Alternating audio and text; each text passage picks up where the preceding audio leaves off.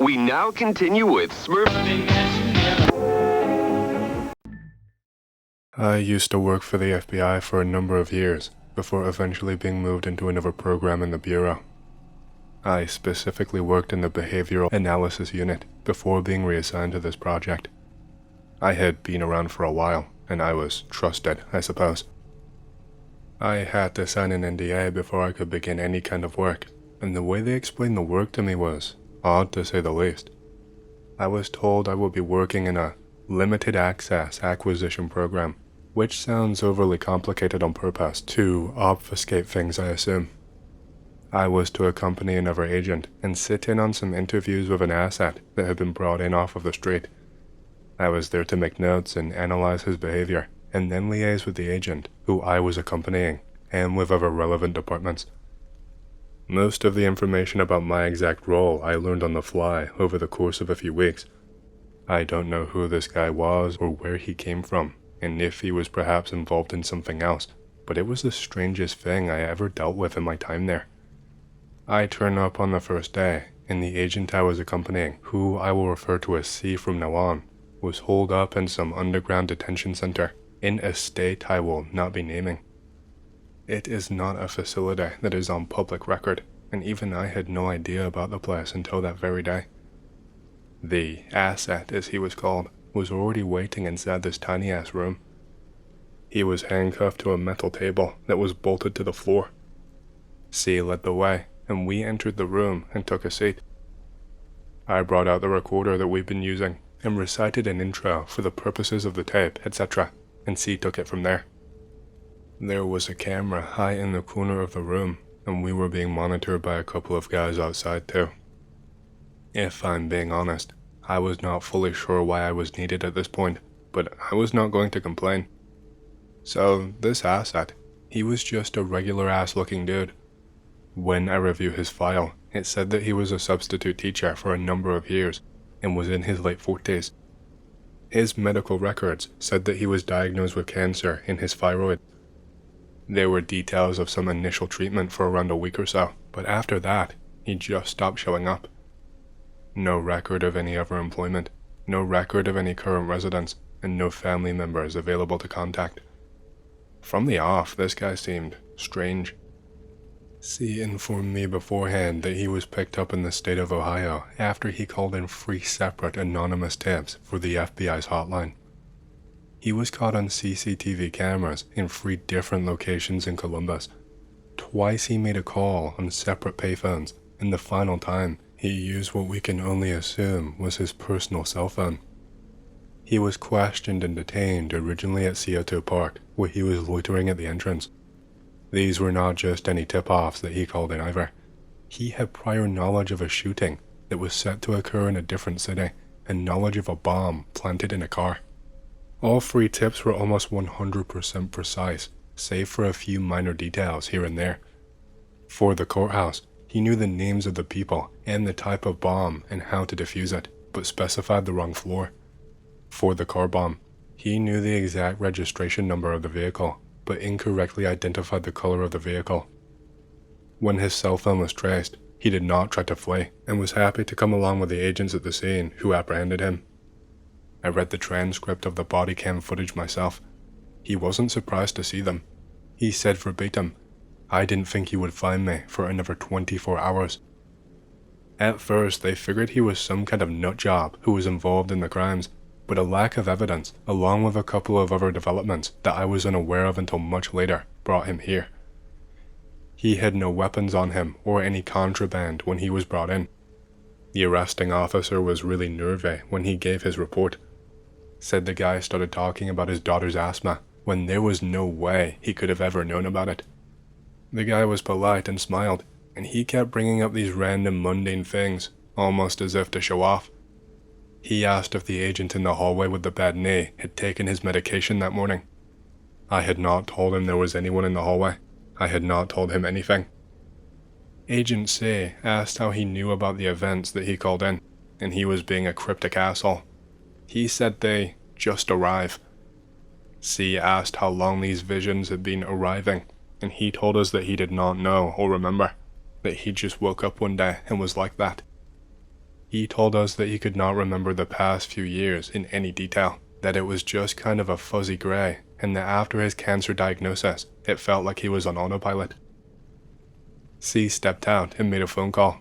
When he came back inside, he asked me to step outside. The subject was moved to a different part of the facility, and I saw a lot of tests being conducted on him. Physical examinations, psychiatric evaluations, studies of brain synapses. None of it was under the orders of C. We had a group of men arrive that afternoon, but only one of them had a badge. C assured me that he was from the CIA, and that we would be taking a back seat and just monitoring from this point forward. That C would still be conducting the interviews for continuity's sake, but that we were to follow a provided script as much as possible.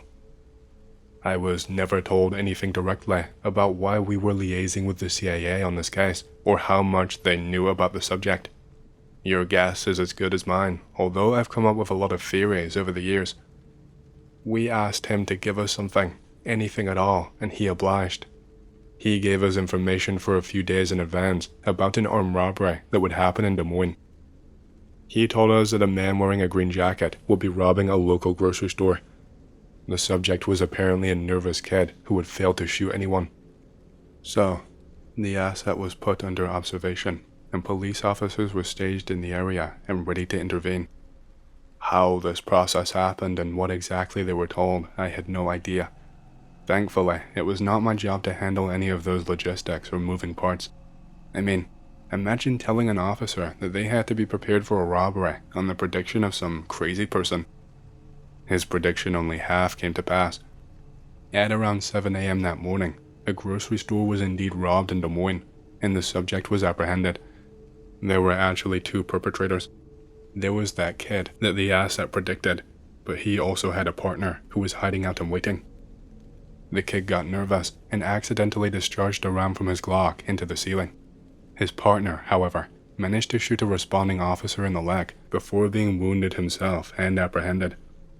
The officer received medical treatment and thankfully had no lasting injuries.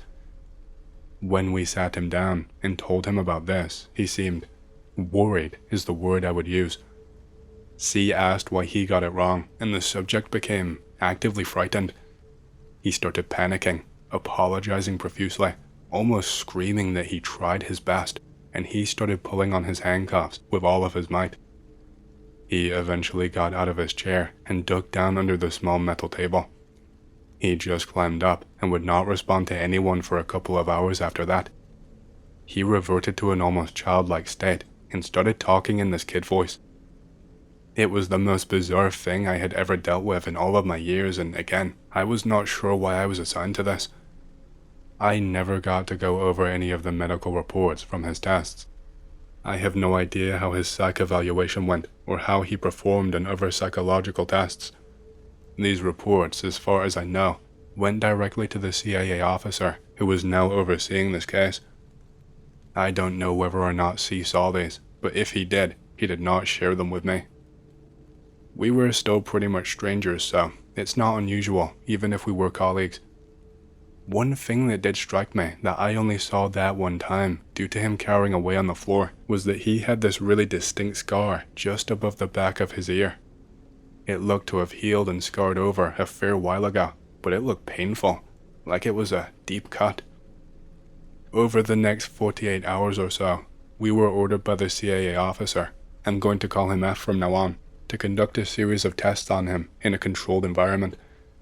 The idea was to feed him sealed envelopes containing hypothetical scenarios constructed by analysts, but he could not predict anything. The first time he tried this, he made something up, which we know because he admitted it. He told us that when he tried to look, it was blank, and that he could not see anything. He just didn't want to get in trouble, were his exact words. After this, we shifted to active events using live feeds that had been set up for us around the country. We had a few remote areas set up in various small towns and such, with actors playing roles. He responded to this exceptionally well, although he still got details wrong here and there. I remember one of these, I was actively in the room with him along with C. C was feeding him information, while I just made notes. I basically had to note absolutely everything, even if it didn't seem important. facial expressions, the way he spoke, what words he used, any tics or mannerisms, etc. C was telling him about an assailant, an actor in actuality, who was holding a woman at gunpoint. He was able to instruct the officer where he was looking, and his blind spots with good accuracy. The only thing he got wrong that time was the name of a street and the location of a statue. I took note of one thing at this point that had never happened before while I had been in the room. He started to have this headache, is what he told us. He said, and I quote, "It feels like someone is drilling directly into my brain, and I can hear it inside my ears." He started bleeding at this point too, but it was not anything major. Just a few specks of it were visible just outside his ear canal, and they pooled and dripped down. The medics who had performed his evaluations originally rushed in immediately and took him for more testing. I would only receive second-hand information from C about these. I guess these were things I was allowed to know. They swabbed him and drew blood from another part of his body and recorded vitals, and when they initially did this, his blood panels were normal. The next few days, however, they noted that his platelet counts were dropping and he was becoming weaker, is all they could say. He did not have any visible damage or lesions, and of course had nothing in his system since he had been detained for a while at this point. He became pale and seemed unable to stand on his own after a few days went by. He remained under observation for a few days and eventually was deemed fit to be tested again. Another test had been set up for him, involving a simulated live hostage situation. Interestingly, he never once let slip anything about knowing that these events were played out with actors. I don't mean actors as in movie stars either. I mean trained professionals, people with real combat skills, people on the payroll. Again, I have no idea how it was worked out logistically, but a bank in Phoenix was actually completely shut down for a day. No workers inside, no civilians allowed within the area, etc. It seemed crazy for something like this to be pulled off, for something that I still did not understand, and still do not really understand to this day. Anyway, 2 fake gunmen were positioned inside a small bank, and 6 civilians were being held at gunpoint. The scenario was this. The younger gunman was going to start an argument and attempt to flee. To stop this, the older gunman was going to shoot the wall directly to the right of one of the fake hostages, who would activate a blood pack. It wasn't perfect, but since he was not actually there in person, we figured he would not know. He only counted 5 civilians when he closed his eyes. He told us that they were arguing, but told us that the gunman was going to fire at a wall to scare the younger gunman. There was no way he could have known a detail like that. It had not even happened yet, and even I was not aware of half of the details until right before. He got the rest of the scenario mostly right, except he predicted that the 2 would scuffle before the older one fled, when in actuality, they never fought at all. The CIA officer seemed to be really frustrated whenever I would see him. He was puzzled as to why certain details were off. I made the mistake only once, of speaking without being asked, and made an offhand comment about him being a lucky lunatic, and he was not pleased. Let's just say I was not let off lightly. This one seemed to take even more out of the asset. The scenario was not even completed before he retched all over the floor and brought up his afternoon meal accompanied by bits of blood. He had a seizure after that point and began shaking so hard I thought the cuffs were going to be ripped away from the table. Medical had to sedate him, and he was unconscious for 16 hours straight after that point. It took longer for him to be discharged this time, if that's what you can call it. He looked really sickly. He looked like years of cancer treatment had all caught up to him, all in just a couple of days, despite him having no medical record of it. The veins in his eyes were really stressed, and he looked like he might pass out. He'd lost a lot of weight over the weeks and months that he had been here. He was barely keeping down food by the last week he was there. I tried to ask him about his memories on the last morning when I was waiting for C to arrive. He was in a private meeting with F, I believe, and I wasn't supposed to, but I figured any information I could get out of him would have people thanking me, right? He just couldn't remember. He told me he got treatment for a little while, but had no way to afford it on a teacher's salary. He said he gave up on it and started working any odd jobs his body could handle. He struggled to remember this part and told me it seemed almost dreamlike, like it actually didn't happen. He told me that he was offered some experimental treatment and an offer for a state-provided payment plan for his treatment if he volunteered for some trials. Said they were working on some kind of experimental medication to help stifle the side effects from radiotherapy. He told me that after that, he just draws a blank, and before he knew it, he was living in Ohio and had been for as many years as he could remember. He told me he just suddenly had a breakdown and could not even remember where he worked. He couldn't remember any of his family, nothing like that at all. He was just alone there, scared and confused. We were given another scenario to play out with him that day. F wanted to try him in a real-life situation, which shocked me. I thought it was bonkers. I was still half convinced that this was all a stupid joke. It wasn't any use though. After we got around 5 minutes into the session, the subject all of a sudden just started clawing and scratching at his face while screaming. He started panicking real hard, started shaking. He had to be sedated because he was trying to fight anyone who came near him. He wouldn't listen to anyone. It's like the words just went right through him. He was screaming about how he didn't want to go back. And after that day, I never saw him ever again. The program was terminated that same day without so much as a debrief from the CAA officer, who, by the way, I also never saw again. I know that the subject was removed from the detention center, but I don't know where to, or why, or for what. I think I tried to ask C, and he said something about him receiving intensive care in a psychiatric institution, and that he was just a very mentally unwell man, but that we had to indulge in his delusions to make sure that he was not some kind of terrorist. I mean, he sounded convincing, but I don't know if I believe him when he said this. I was so caught up in everything, I never stopped to really question why we held him for so long, after it was clear that he wasn't a terrorist. Not once did I really stop to think and ask myself what I was doing. It was such a bizarre and strange scenario, and yet I just went along with it because people treated it so seriously and told me to treat it seriously too. And that is pretty much all I have for you. I'm sorry that I don't have any more information. I worked for the FBI for a few more years after that with no problems at all. I did not work with C again, or get a chance to talk to him about what we were doing after that initial conversation. I signed an NDA, and of course, did not want to lose my job or get into trouble, so I never mentioned it to anyone. I'm still unsure of why I was picked. It didn't seem like I really provided anything that someone else could not. But yeah, I just went back to my normal role in the behavioral analysis unit before moving on to start up my own small passion project while doing some other work on the side. I wish I could tell you more of what was going on. Hey, hope you've enjoyed the story so far. If you want to hear more, make sure to subscribe, like the video, and leave a comment because it lets YouTube know you like the content and helps more people to see these videos. My next big goal for the channel is 100,000 subscribers, and as a celebration, I will be doing a Q&A video once we hit that goal. Thank you, and back to the stories.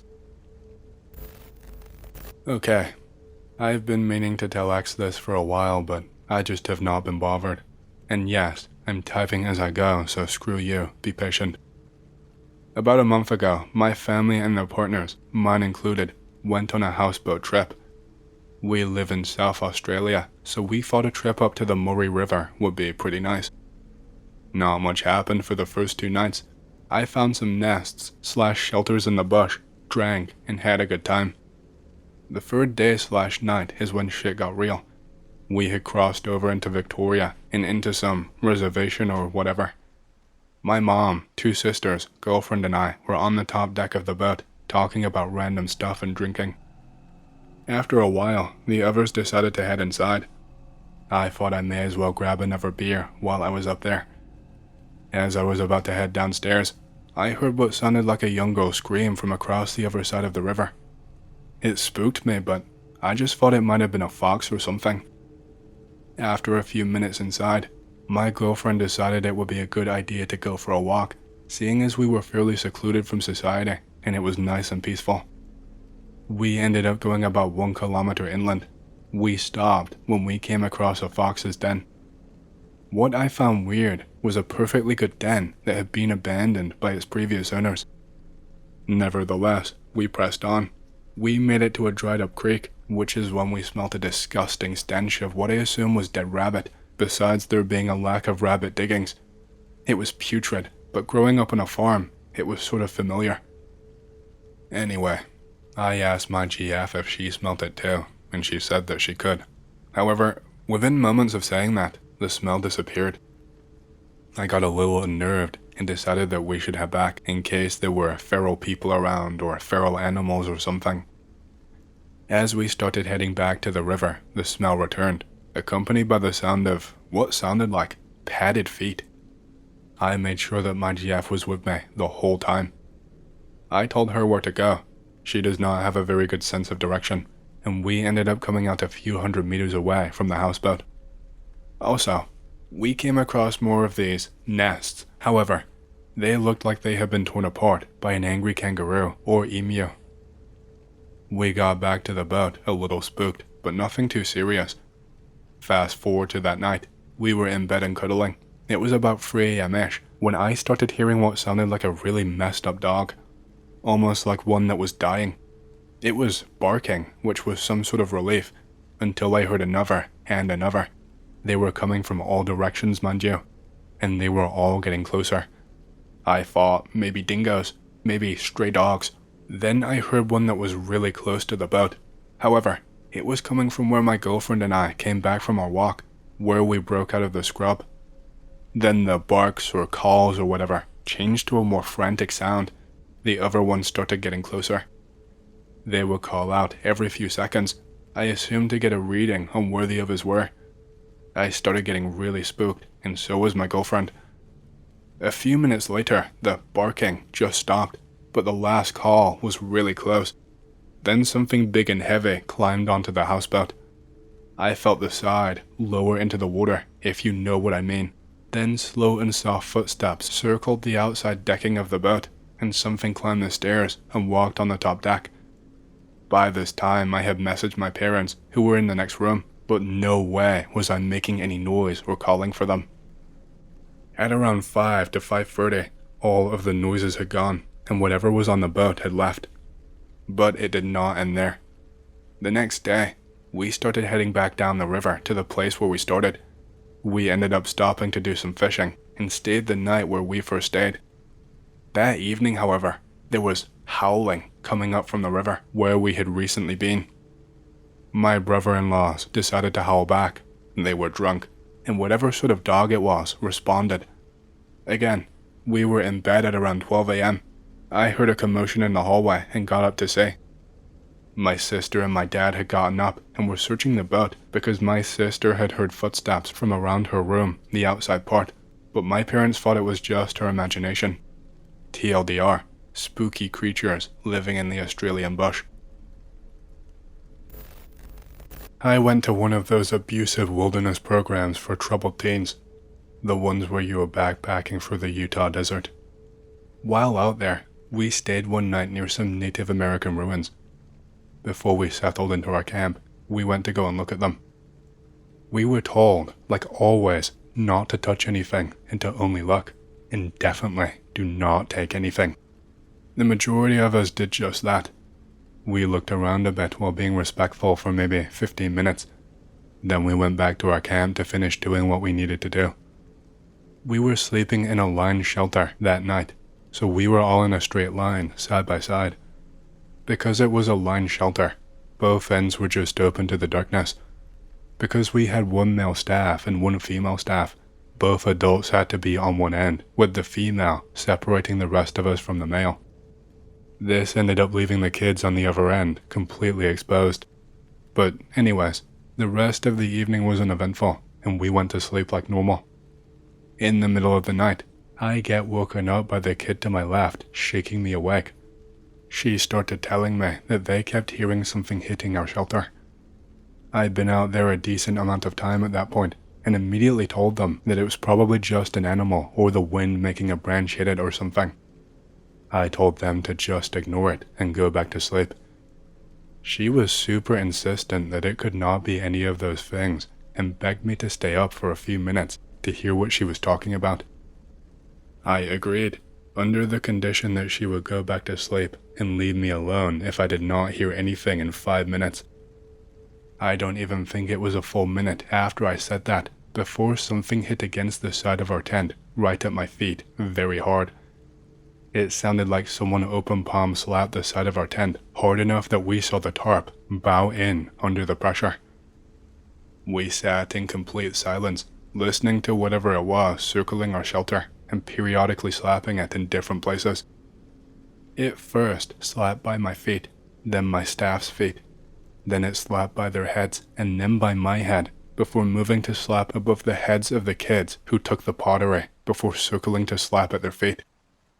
It just kept going around and around, and we started trying to figure out what to do.